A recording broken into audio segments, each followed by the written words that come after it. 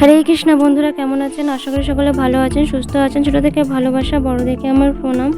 আজকের এই ভিডিওটি হতে চলেছে যে শ্রাবণ মাসে শিবের মাথায় কেন জল ঢালা হয়। যদি আপনারা ভক্ত হয়ে থাকেন শিবের, তাহলে এই রহস্যটা জানতে হলে আপনাদেরকে ভিডিওটি শেষ পর্যন্ত দেখতে হবে। চলুন বন্ধুরা, ভিডিওটি এবার শুরু করা যাক।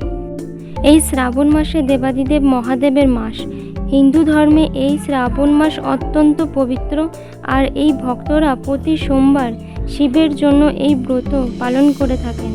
শ্রাবণে সারা মাস চলেন নানা ধর্মীয় নীতি ও পালন ও অনুষ্ঠান। মন্দিরে পুজো হয়, তাছাড়াও বাড়িতেও পুজো হয় এই মহাদেবের। হর হর মহাদেব এই কথাটি উচ্চারণ করে তারকেশ্বর ও বিভিন্ন প্রান্তে মহাদেবের মাথায় জল ঢালা হয়। এই ভক্তদের সমাগম হয়। এই শ্রাবণ মাসে অত্যন্ত একটি প্রিয় মাস, তাই তাকে এই মহাদেবকে সন্তুষ্ট করার জন্য ভক্তরা কোনো ত্রুটি রাখে না।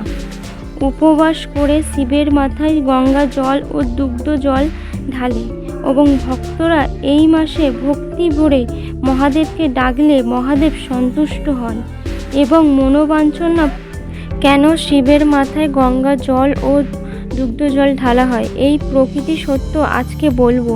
পুরাণ কাহিনী অনুসারে দেবতা ও অসুরদের নিয়ে যখন যুদ্ধ লেগেছে, সমুদ্র মন্থন ঘটেছিল, সেই সমুদ্র মন্থনের সময় ভয়ঙ্কর হলাহল বিষ উৎপন্ন হয়েছিল। এই পৃথিবীকে রক্ষা করতে গিয়ে শিব এই বিষ পান করেছিলেন। তিনি এই বিষয়ে যে শিবের যে বিষের জ্বালা মহাদেবের কণ্ঠে নীল হয়ে যায়, আর সেই জন্য শিবকে এক নাম দেওয়া হয়েছিল নীলকণ্ঠ। শিবের কষ্ট নিবারণের জন্য দেবতারা তার মাথায় গঙ্গার জল ঢালতে শুরু করলেন। এই সময় পার্বতী নিজের স্তন্ডদুধ পান করিয়ে তার দেবাদিদেব মহাদেবের সমস্ত জ্বালা প্রসন্ন করতে চেয়েছিলেন। এইভাবেই সৃষ্টিকে রক্ষা করেছিল বাবা মহাদেব, তাই তাকে সৃষ্টি রক্ষাকর্তাও বলা হয়।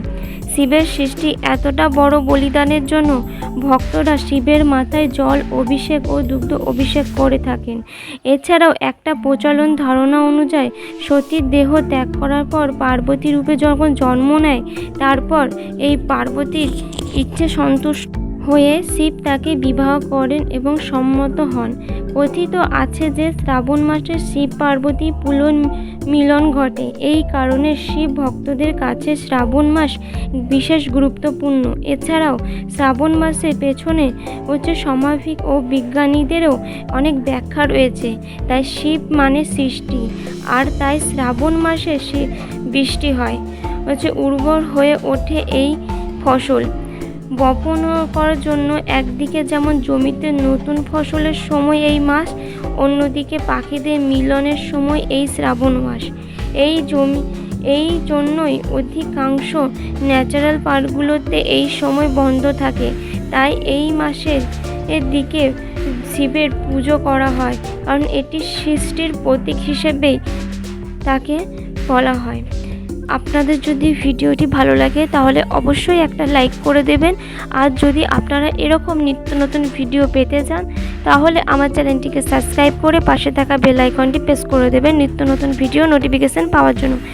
হরে কৃষ্ণ, রাধে রাধে, হর হর মহাদেব, জয় শিব শম্ভু কি জয়।